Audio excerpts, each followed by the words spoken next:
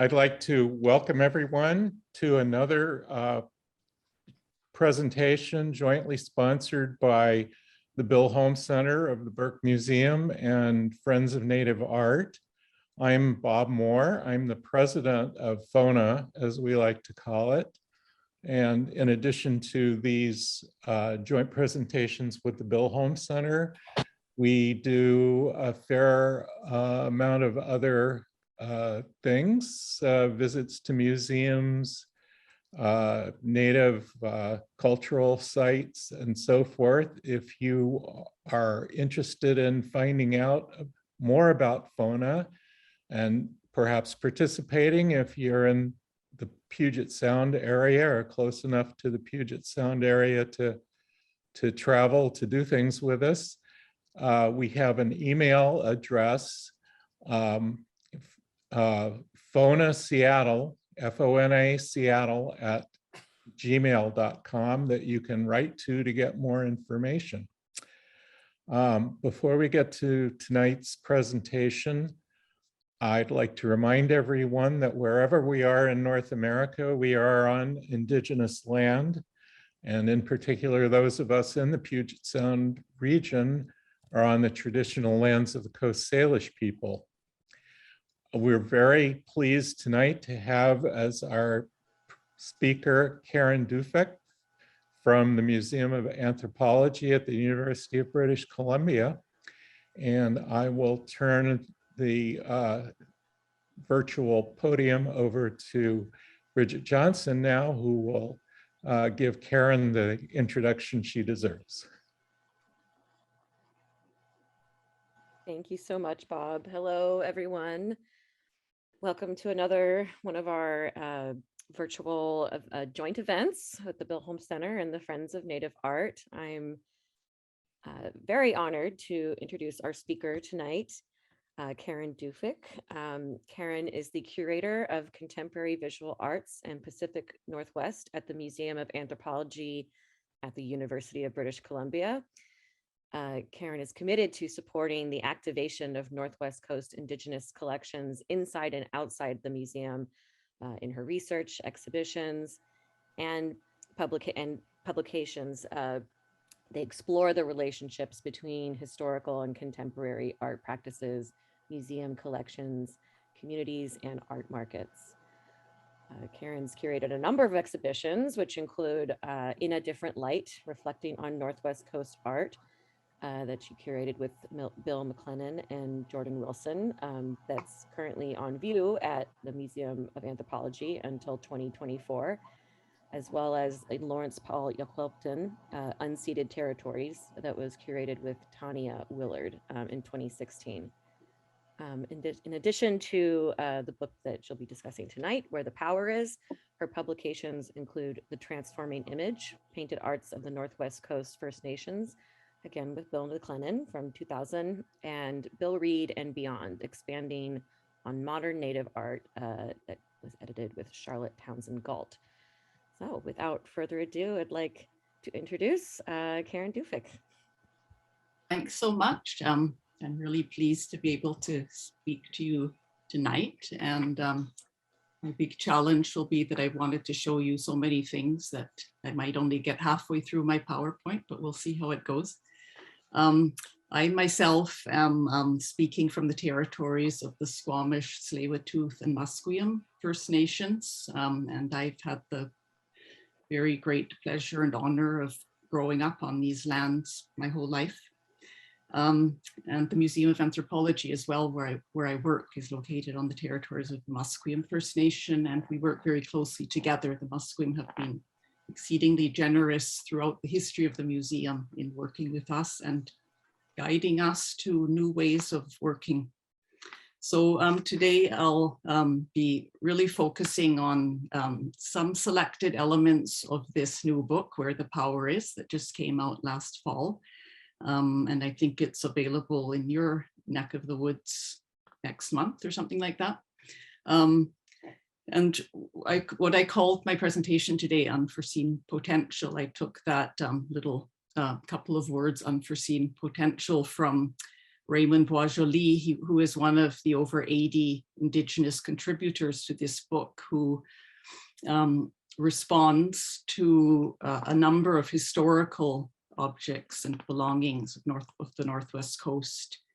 And he uses those words to reference that, you know, it's the full story isn't known yet on these pieces, and their history is incomplete. In their future is what we're really concerned about now. What is the unforeseen potential about these historical objects located in museums like the Museum of Anthropology? And we're really focusing on the importance of the connections between these treasures from the past and contemporary Indigenous artists and other community members who still have connections to them and who are building new connections to them. So the book is really presenting a huge diversity of responses to quite a number of historical objects. I was asked to speak about the collection of, from Ellsworth McConnell in particular. And Ellsworth McConnell, I should just say in this book, about a third maybe of the pieces are from the collection that this patron Ellsworth McConnell donated to the museum, and other pieces are from the museum's already existing collection, and some borrowed from other museums and some private collectors. But for this talk today, I'll be focusing on pieces that came from this extraordinary collection bequeathed to the museum in 2017. It was over 400 pieces, primarily contemporary works, from jewelry to basketry and other mediums, but over 100 really significant historical pieces, primarily from the 1800s. And our first project, before we received that collection, when we could borrow works from Ellsworth McConnell, who is based in Montreal, she also funded a new gallery space within the museum called the Ellsworth McConnell Gallery of Northwest Coast Masterworks. And this is the inaugural exhibition in that space called In a Different Light, reflecting on Northwest Coast art, which was where we developed that basic idea that we carry forward and expand in the book, which is to really focus on only historical works of Northwest Coast art, but the connections that they have to contemporary Indigenous people, artists, and other community members. So all of these works are set within a framework of contemporary voice that you hear through audio in the space, and you can read in text panels that give you this something of this diversity of response and the ways in which contemporary Indigenous people are speaking about works that they often have to encounter at the site of a museum. What does that mean to the relationship that you can build with something like that to a piece that you probably have never seen before in your life?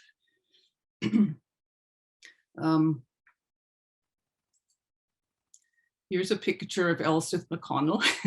She passed away before that gallery space opened. But later in the presentation, you'll see some of the pieces that you see here as they were displayed in her apartment in Montreal.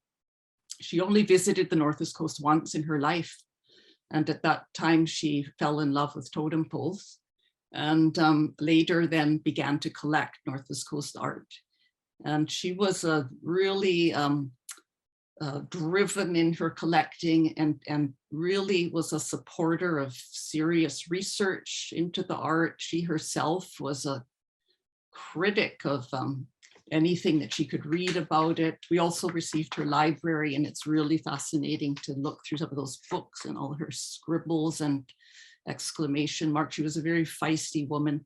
It was Bill McLennan, my co-curator, and one of our co-authors on the book, who has sadly passed away about a year and a half ago, who built a relationship with Ellsworth McConnell and nurtured her collecting. Like, he kind of guided her collecting over the period of perhaps a decade, knowing that eventually she was going to bequeath the collection to the museum.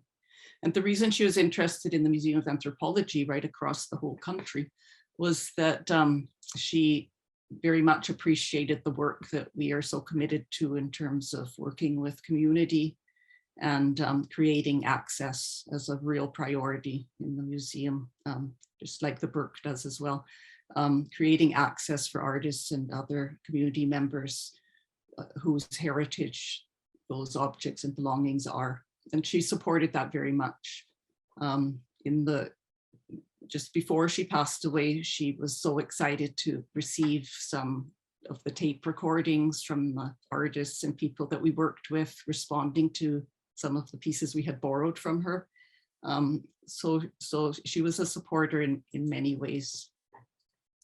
As I was mentioning, the importance of community access, these are a few shots from the process of developing the exhibition and the book, where we invited artists and others to come in and to have hands-on visits with pieces of interest to them.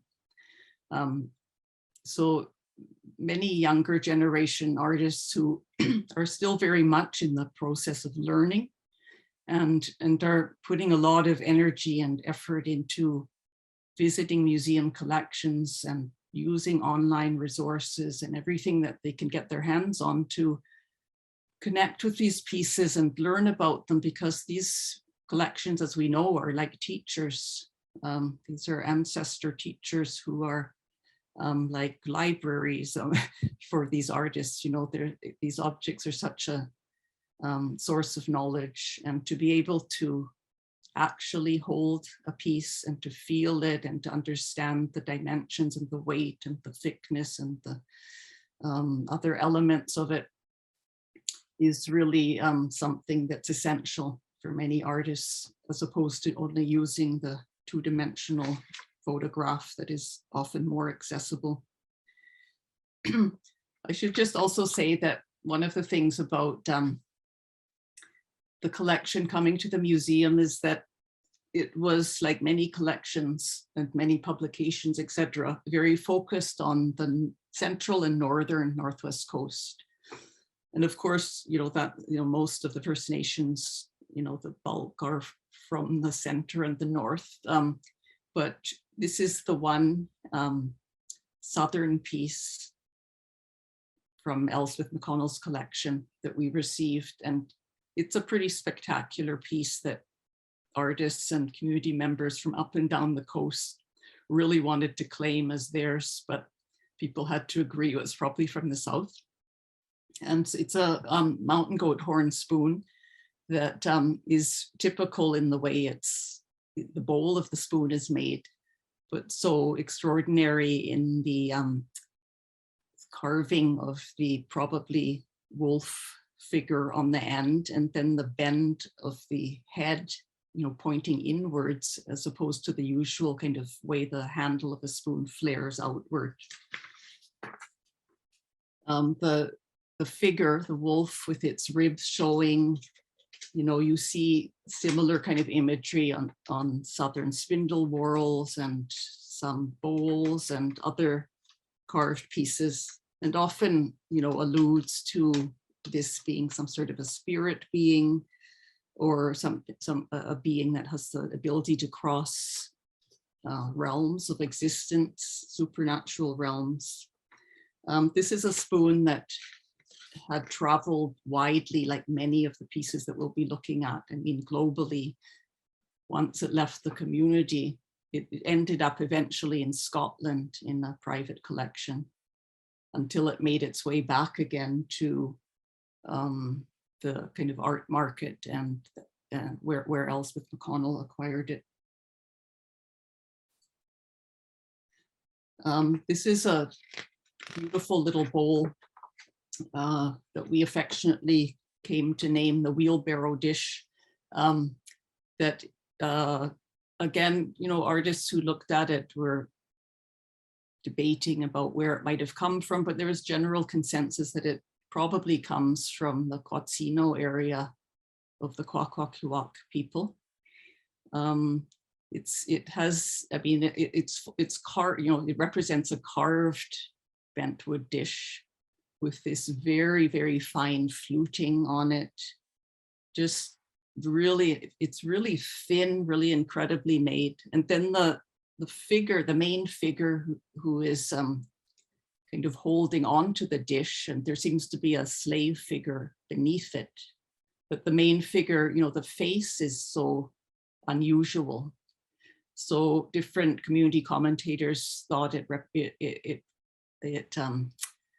suggested, you know, some of those prow figures on the European ships, or some of the masts of the Kwok, but didn't really, people weren't able to really pinpoint why the head of that character is carved the way it is. People had different ideas about it. Jops Ron Hamilton, who is a Luchanov historian and all-round knowledgeable guy, he said that, you know, we might assume that a little dish like this, it looks almost decorative, that it might have been made for the market, an early market at the time. But he says, I don't know, I look at things like this and there's so much care and attention and just so much bloody work. It's hard for me to say just out of hand that's made for the market. He says that it's so fragile. He couldn't believe the journeys that this dish has taken, again, to the UK and a number of private collections. He says it's so easy to break the wood when it's this thin. The walls of the bowl are like eggshell. That this thing got back to England in one piece, I'm amazed. It's just crazy beautiful. This is one of the nicest things I have ever seen, and fascinated by it. Wow. He just couldn't say enough about it. And it's, you know, it's an extraordinary little thing. It doesn't have any evidence of food or oils or anything in it. So how it was used, why it was made, remains a bit of a mystery.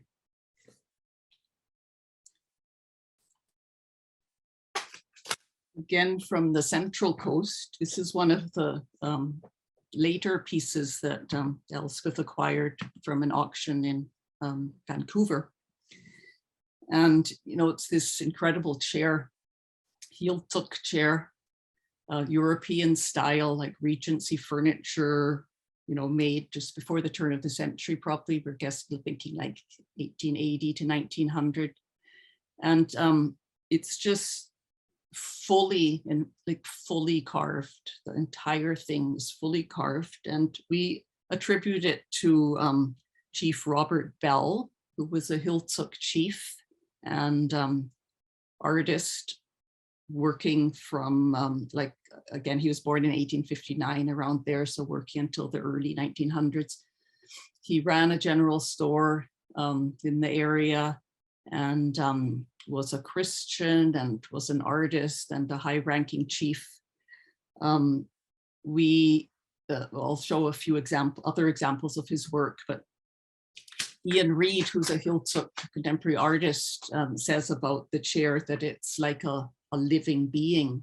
It's like some of these chief seats of the past, the settees as they're called, that you might be familiar with, one in the Royal BC Museum, and there's another one in the Berlin Ethnology Museum.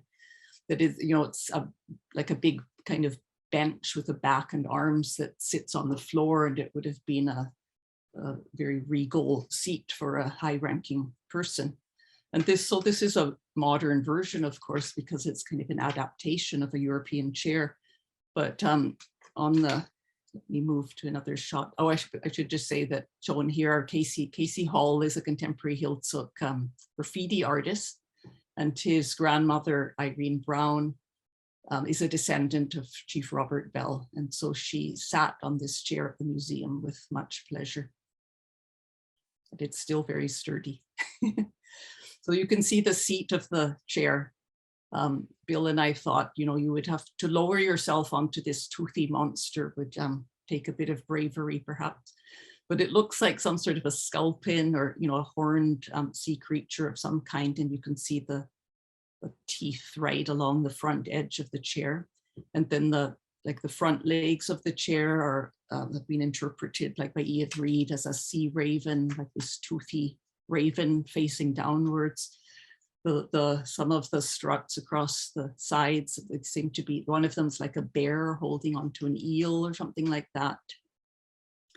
And then on the, I don't have another picture. Let me just go back here. On the back of the chair, you can see kind of like a halibut, or maybe it's a herring or ulikin with a man in the center. So perhaps referring to a story about the transport of a human being, you know, between realms, again, something like that. So this is a very, very rare picture of Chief Robert Bell that is still held by the Bell family in Bella Bella, sitting in a different chair altogether, kind of a throne-like chair. But here in the center is it's a model pole, but it's quite a tall one that's in the collection of the Museum of Anthropology. And so there are some relationships we could see there in the open mouth of that toothy bear, for example. Another piece that we borrowed for our exhibition, but not from the Ellsworth McConnell collection, is the sculpture of this man on what is perhaps a horse, and again attributed to Chief Robert Bell. So you can maybe see some relationships between the way he represents these figures. Bill McLennan put together a whole pile of images from different museum collections of pieces that are also quite relatable to these works by Chief Robert Bell. You couldn't, from around the world, Berlin, Canadian Museum of History, and in Ottawa and other places. The Frontlet was in an auction a few years ago. So lots of work to be done on looking further at the individual hand of these Heiltsuk artists who were working at a time of absolutely profound social change and a period of oppression, cultural oppression during the potlatch prohibition, and huge economic change and change of every kind. And they were just creative and developing these new interpretations and carrying forward the stories and the histories of their people in really exciting ways.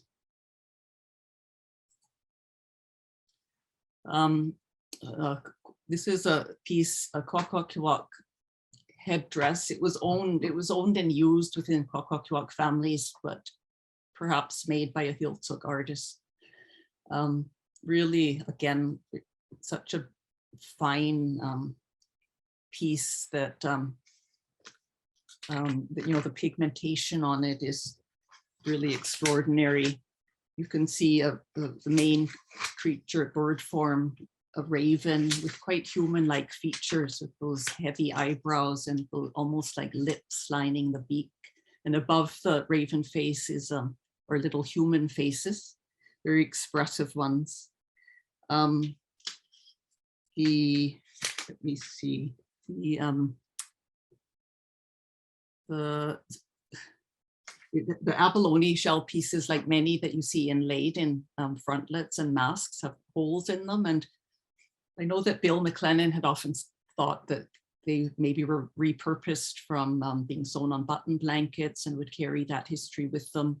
And then I heard recently somebody else saying that these pieces were kind of sold or traded on strings, and that's why they had holes in them. So maybe other people have ideas about that.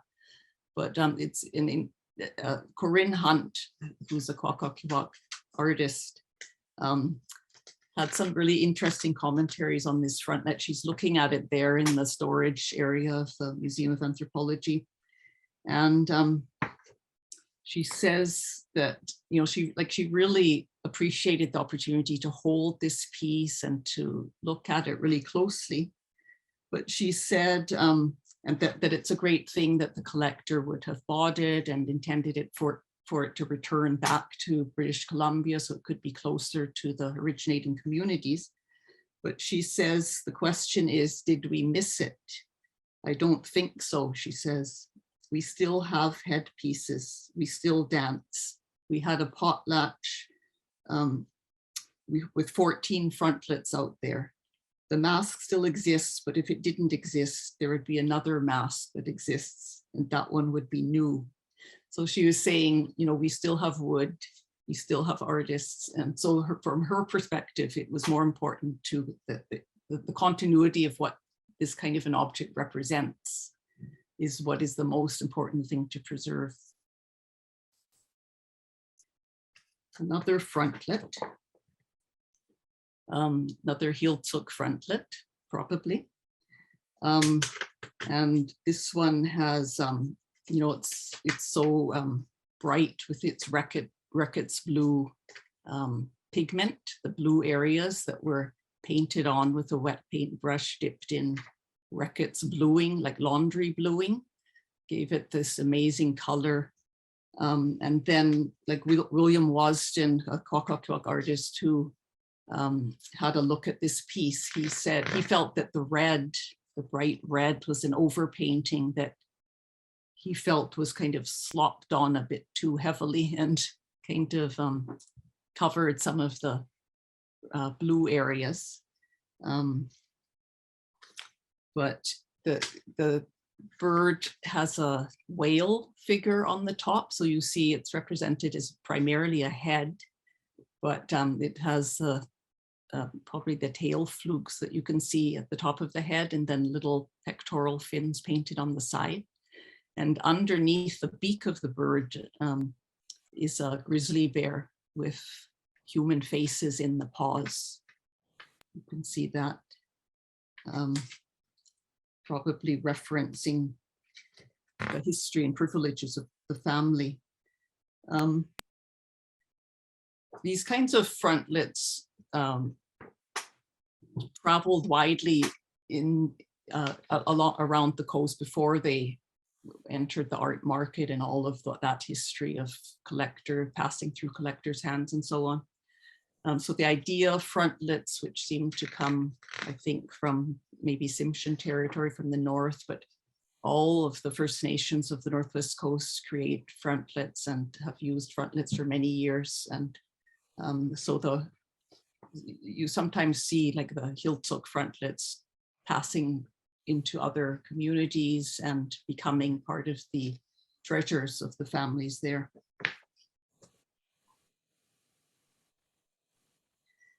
Here is a box. There are a couple of boxes in Ellsworth McConnell's bequest. Again, probably from the Central Coast, but maybe moving into the north. This was a piece that generated from the carvers who came to see it a lot of speculation and debate about where it was from. And it's always so interesting when it's not so clear, right? And everybody has strong ideas about, oh yeah, I think it's this, I think it's that. So Ian Reid, the heel-took artist, he thought it could be Haisla or Haida, maybe Tsimshian. Dempsey Bob thought probably heel-took, but could be Tsimshian. Henry Green, Tsimshian artist, said it's classically Tsimshian. And it comes with a Haida, a Kaigani Haida provenance. So it was owned by a Kaigani Haida family. And so it was classified as Haida, but again, you know, the debates that, you know, when you look closely at the imagery, you compare it to other known images, and you look at the style of the lid, which is a really Central Coast type of style. But I find it most interesting when we have those kinds of discussions and people are really looking closely and debating about origins and the ingenuity of the artist and what's unique about a piece. I know that Bill McLennan was very fascinated with these circular kinds of compositions, which he felt perhaps they represent some kind of a portal, you know, this kind of idea of moving into another realm or out of another realm, and making this container, which might have had a very practical function, but into this metaphor for something that moves far beyond container.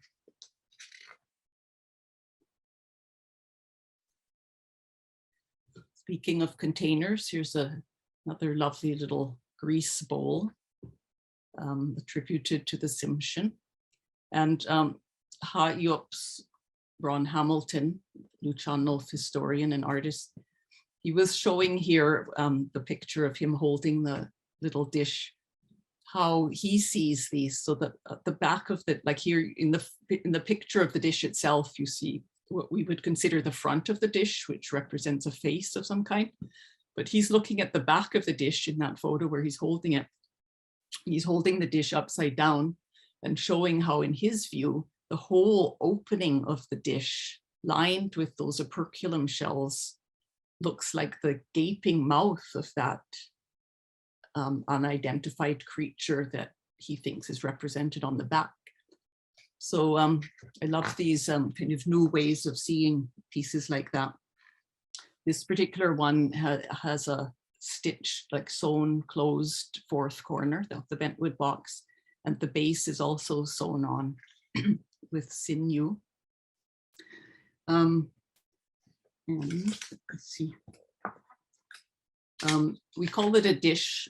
You know, these words that we use, dish box, these English words that are never quite the right translation, but dish tends to be used when it's a container like this with an undulating rim. So you can see the ends of it are higher, the sides lower. It has a slight bulge to it. So that bulging quality of some of those beautiful carved dishes is always, you know, it just suggests the wealth of the person who owned that, you know, the wealth of the person who was serving you the Ulican oil or whatever was in the dish. It's like as though the dish is so full that it's just about to burst, you know, like this kind of feeling of the bulging. You see it's such a beautiful quality of so many gorgeous feast dishes. You would think that the walls of this dish, like they look like they're maybe like half an inch thick or something like that, but in reality, they're super thin. So the carver has really like carved out this wood, you know, so it's just, it's, you know, wide on the upper rim, but then it curves in and it's really thin.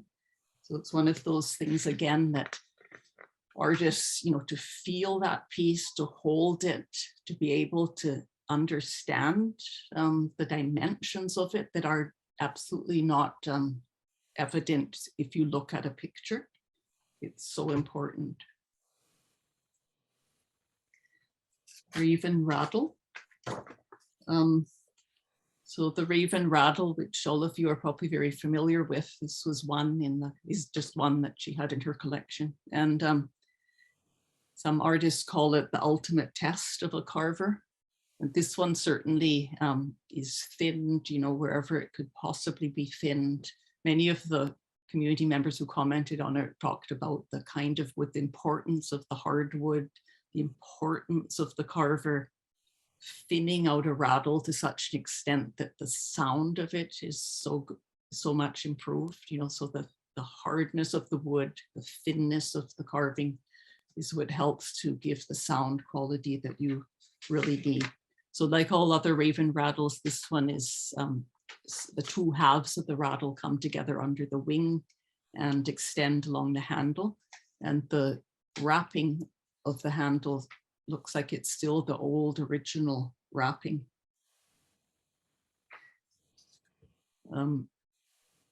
The upper right picture shows the proper holding of the rattle with what we would often call upside down, as you see in the historical photo of the Niska chief holding the rattle. And this particular photo, like, you know, again, you know, we look at these images and it's hard to remember that an image like this particular one was taken at the time when everything this chief is doing was against the law.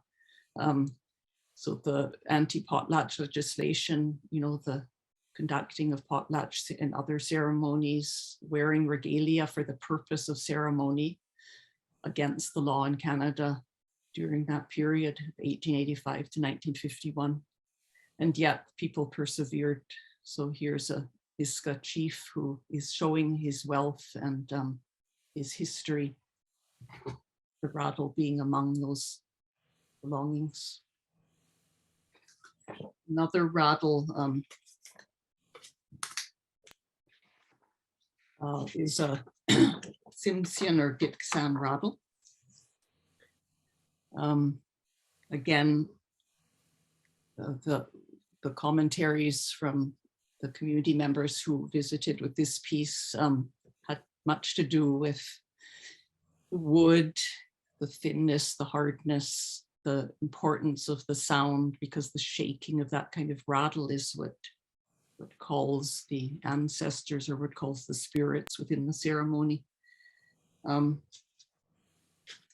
Phil Gray, who is a contemporary Tsimshian artist, said that probably the biggest shame about most museum displays of pieces like this is that you never quite have the full context of what the object is or what it was used for and why it's adorned with imagery like this. So we see a kind of owl representation on one side and elements suggesting another kind of bird representation on the back. But like so many pieces, there's a lot of speculation when we look at images like this. This one may well have been the belonging of a shaman or a healer. So the question of how much knowledge would have been available to people within the community, let alone to nowadays outsiders like us, it's something to consider in terms of the interpretation, the meaning of the imagery. Is that something that is meant for museum visitors today to know? It's a question that has been raised by people. This one is one of the pieces that was collected by the Methodist missionary Thomas Crosby. So he acquired it in 1908, at the same time that he was as busy as he possibly could be stamping out the culture of the Tsimshian people. He was also a great collector of their work. And it eventually left his hands. He sold it, I guess, to the George High Foundation in New York. So it became part of that collection, and then it moved into private collections until Ellsworth McConnell bought it at Sotheby's, New York in 2006. So it has traveled widely.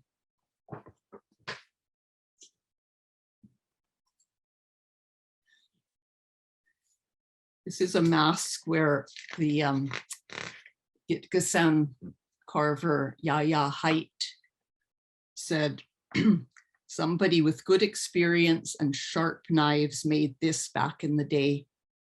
I've heard that the first knives we got were from Russia, coming down from Alaska. Looks like this carver had a drill too. He said, I wonder how these guys' days went when they were carving, how they would feel when they finished something like this. This is such a nice piece, especially with those movable eyes.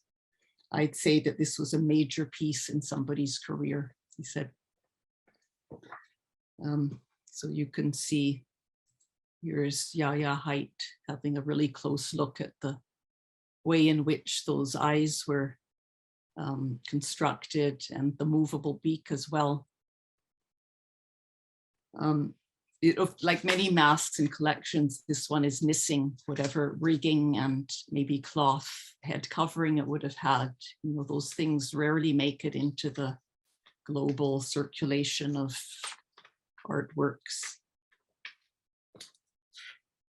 The paint on this one is made up of black graphite and red vermilion.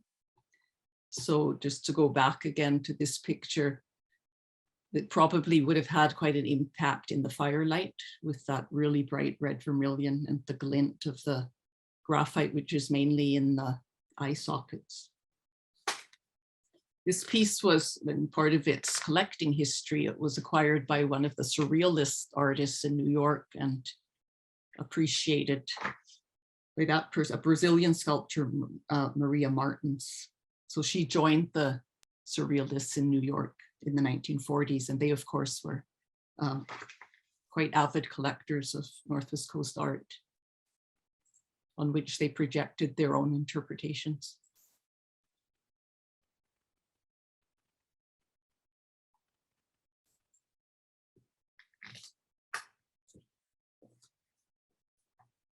So here is Chief James Hart, holding with much affection a beautiful yew wood model pole carved by his ancestor, Charles Edenshaw.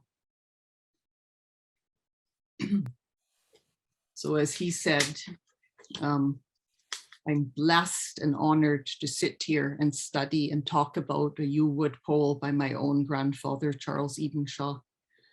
Being able to handle this piece and just be close to it, it's amazing. By the looks of it, he carved it later in his life because it's wonderfully sensitively done.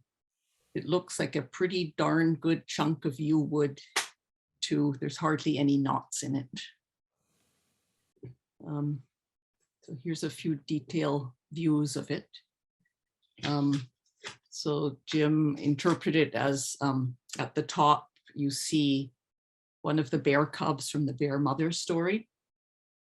The bear mother has the rings, like on a chiefly hat above her head.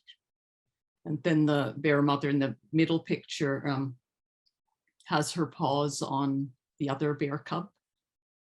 And then moving down to the bottom, the figure beneath the bear cub is Jim interprets as a sea bear or a sea wolf. You can see in the middle picture the fin-like elements coming down off the arms. And then at the very bottom is a beaver holding a frog.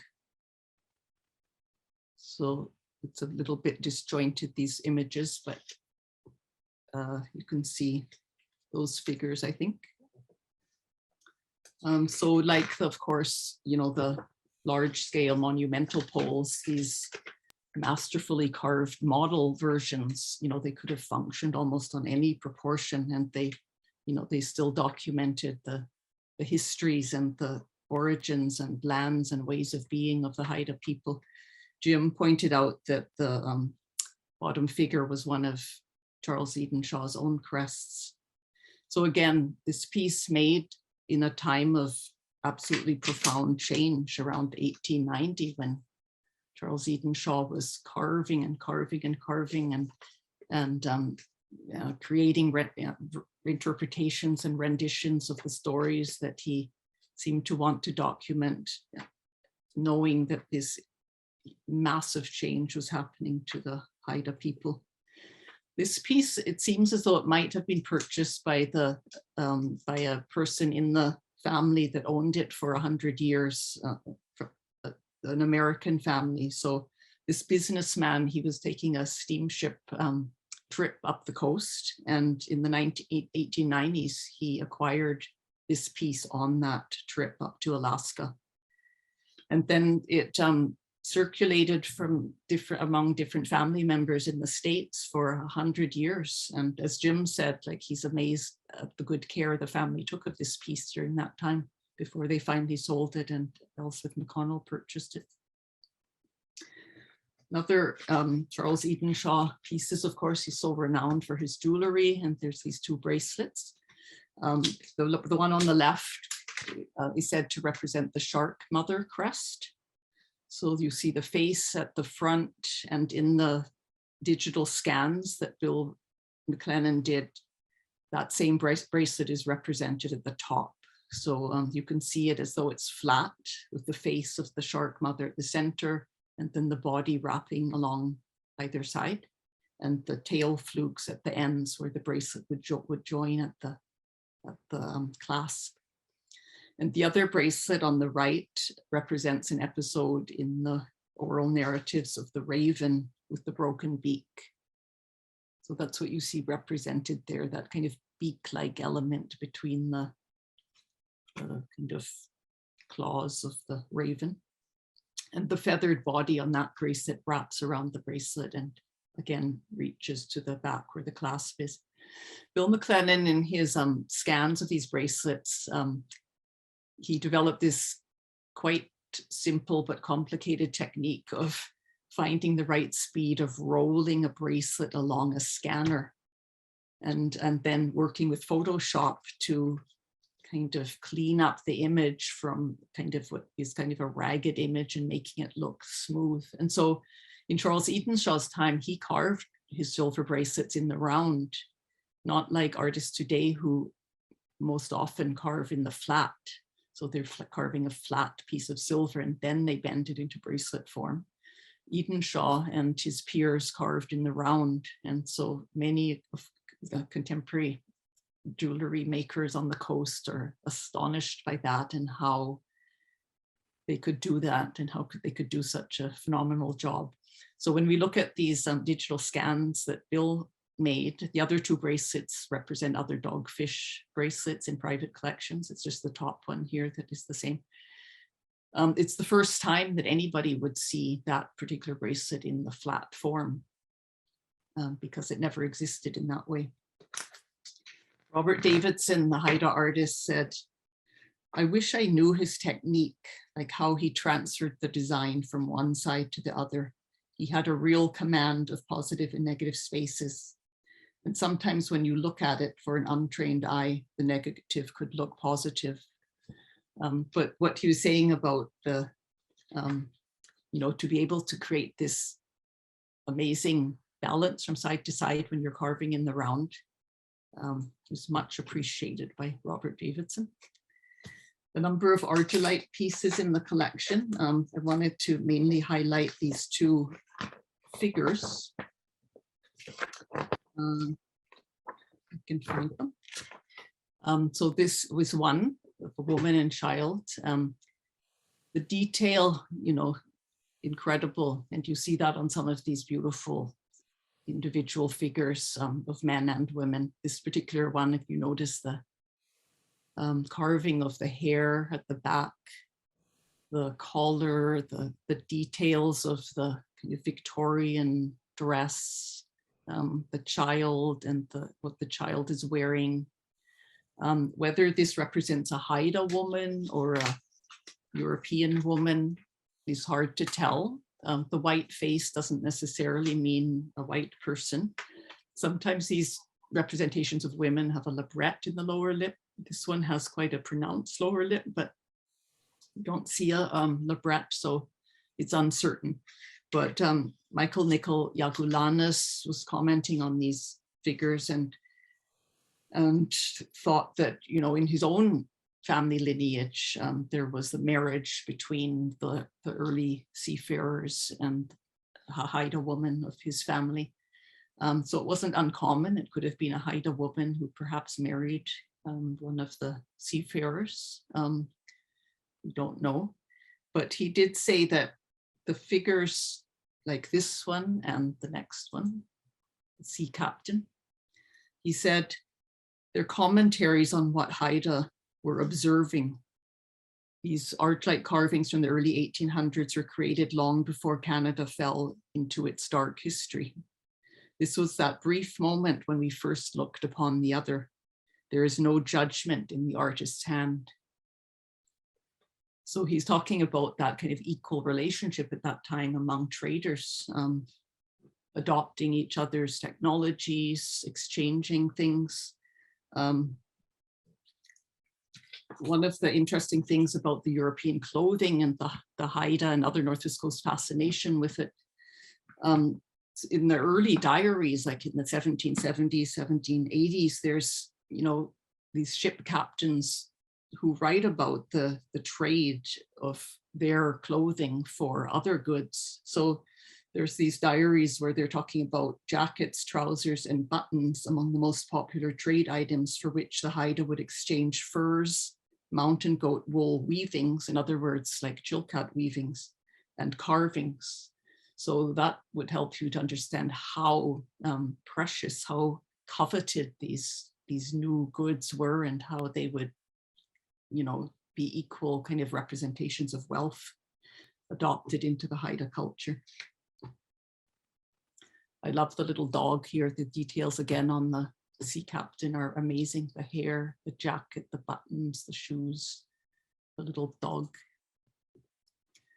This is one of few basketry, historical basketry pieces that Ellsworth McConnell collected, and it's a child's hat, a Haida hat, painted beautifully, and we don't know the makers, or we don't know the weaver, the name of the weaver, or the name of the painter, haven't been identified, but undoubtedly the signature of the weaver was encoded within the patterns and the techniques of this fine little hat.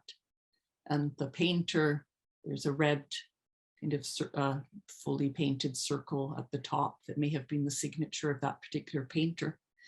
But of course, you know, a hat like this would have been all about the family history, the clan relations, the ancestors, human and supernatural.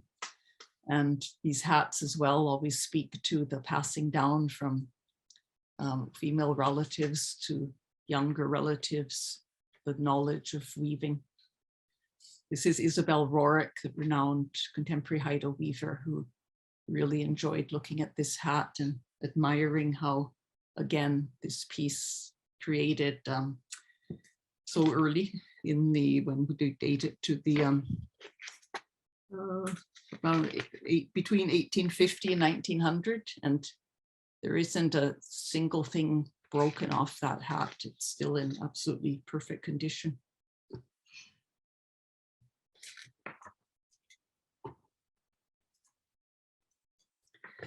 Here's a picture of Bill McLennan during the visit of Thema Egeris, who is a young Talton artist. And she was looking at pieces from all over the coast, and in this instance here, looking at the beautiful Haida seal dish, and Bill is pointing out all sorts of qualities about it. It's kind of a funny thing with what all the artists are always happy to have Bill there because he was so knowledgeable and would share so much of his knowledge. But when we were recording all of these interviews and conversations with the visiting community members, we started to realize that we have to stop transcribing all of the words that Bill was sharing, because this was costing us a fortune to do all that, plus the words shared by the artists and others. But it made for very informative and meaningful visits. So here you can see different aspects of this seal dish, you know, very classic kind of bowl. There are numerous of these in collections all over the place. And Thema herself, as a young artist, she said, oh, this is gorgeous. I made a seal bowl out of alder in carving school, one of our first projects. I keep showing up with it at our potlatches. So it was a really lovely kind of way of showing the renewal, the reclamation of this type of art form, right? It's again being used for what it was meant to be used for, rather than just being an art object. Stan Bevan, carver of Talton, Tlingit, and Tsimshian descent, he pointed out that the bowl is something that is carved completely. There's no area unfinished, because a bowl is held and turned and looked at from all angles. So inside it, you see that beautiful ridge that's carved in so many of these bowls that may have had a practical function, like stopping something from slopping out so easily, like when the dish is being moved. But you can't just have the outside and the underside unfinished. Like the whole thing is held in the hand and appreciated in all its dimensions. Terry Lynn Williams Davidson, a Haida lawyer and singer, she says that I don't eat out of these bowls. I wish I did every day, but if I did, I know there would be a moment of gratitude embodied in eating out of a seal bowl like this. I would be reminded of the seal giving its life so that we can continue to survive.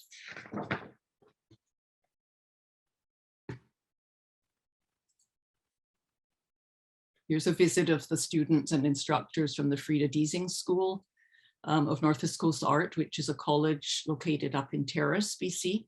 And they visit every year and bring the students. And here we had a lot of the McConnell pieces out on view.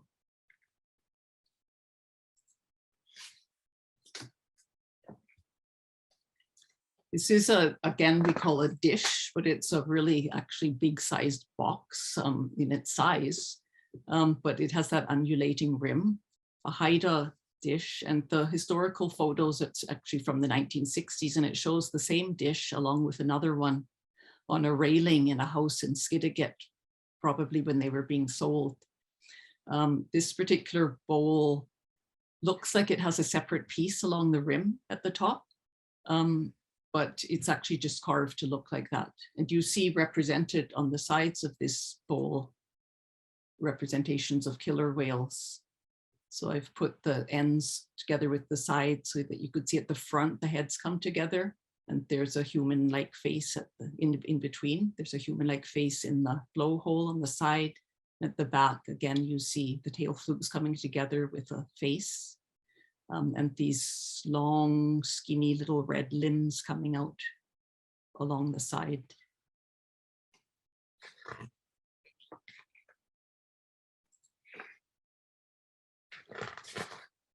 This is a yew wood cane that Corey Bullpit, the Haida artist, is holding here, a walking cane.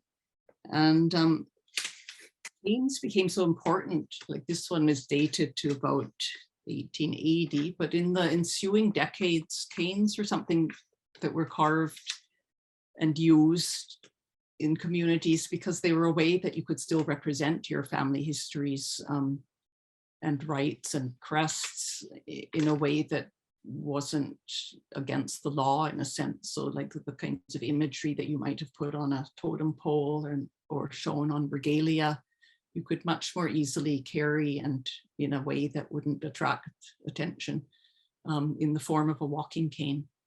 This one looks like it was identified as probably a Skidegate artist because the forms are so long and extended. So these long, narrow ovoid forms that are all around circling the cane are quite typical of the work of Skidegate artists. And the community members and artists commenting on this piece felt that perhaps it could be attributed to John Cross or to Zacharias Nicholas, both artists working from the 1860s or living from the 1860s to the early 1900s.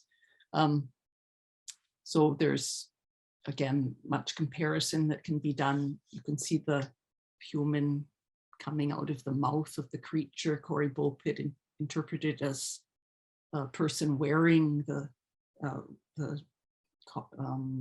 skin, you could say, of the wasco, the sea wolf.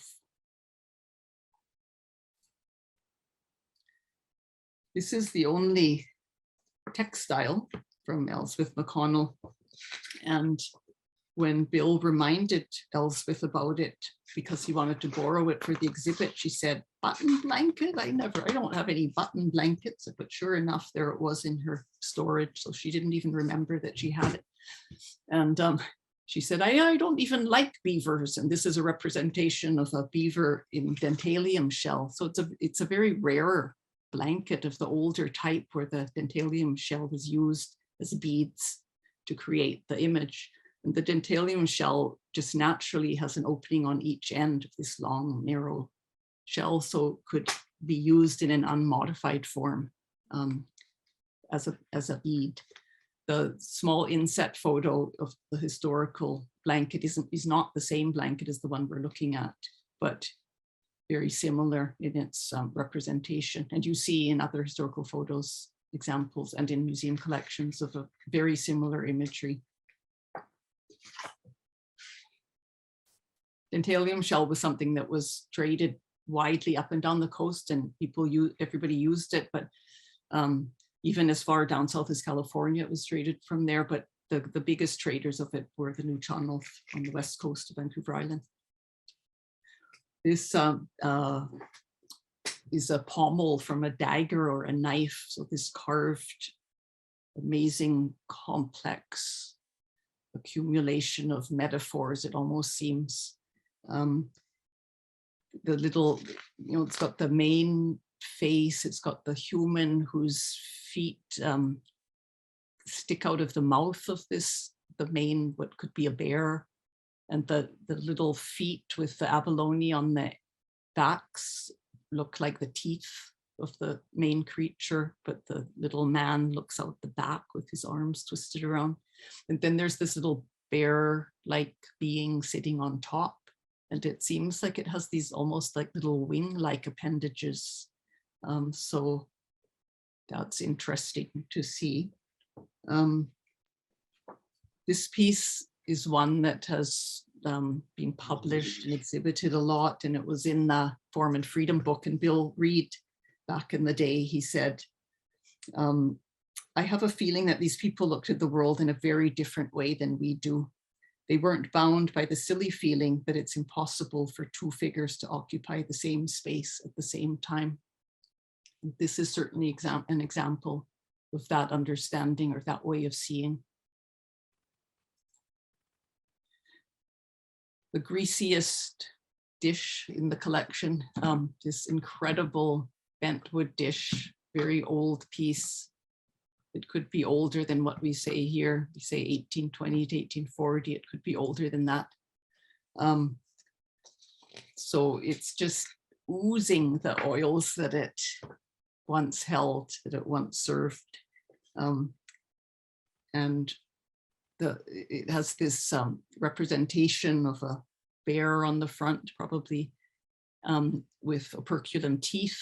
But look at that amazing little man who's poking his head out from above the head of the bear with his arms on either side, and then see the little feet sticking up, the little toes under the mouth of the bear. It's a really incredible dish, quite sculpted in the front and quite kind of minimalist working of the sides. It's sewn on the corner, sewn on the base. Again, this is a piece that was collected by Thomas Crosby.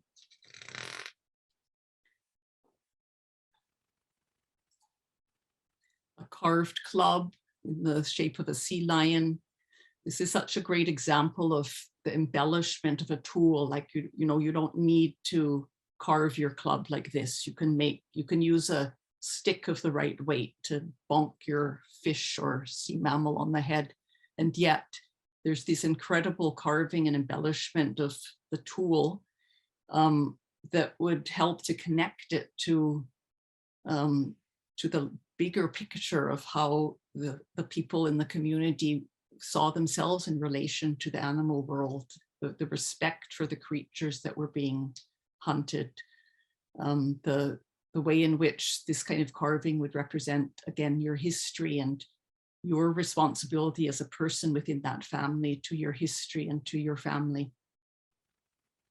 As Jim Hart said, I wouldn't mind being hit over the head with a club like this. Here's Jim again reaching for a model canoe. It's quite a large canoe, and people are debating, is it Haida, is it Tlingit? It seems to have features of both Haida and Tlingit. It's certainly a really Haida style canoe in its shape and its representation of the huge Haida canoes. Of course, as in model form, it's foreshortened and it doesn't have the same proportions, but it's clear that whoever made this was a master canoe maker, was somebody who knew canoes very, very well. And it has these charming little figures that sit in it. It also has paddles, which are totally out of proportion to the figures because they're quite a bit bigger. A frontlet again, this one so embellished with abalone and with the old blue-green paint that would have been made out of seladanite or glauconite, the original special valuable mineral pigment is on here. And the red is Chinese vermilion, so that early trade pigment acquired already in the late 1700s through the fur traders.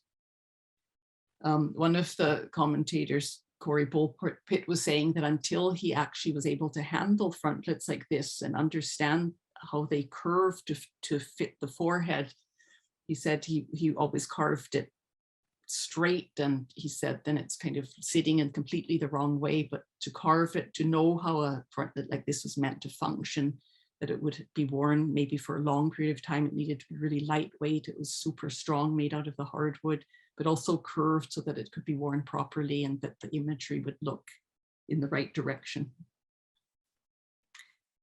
And a mountain sheep horn ladle. Again, incredible in terms of the technology of making such a thing out of a gnarly piece of mountain sheep horn.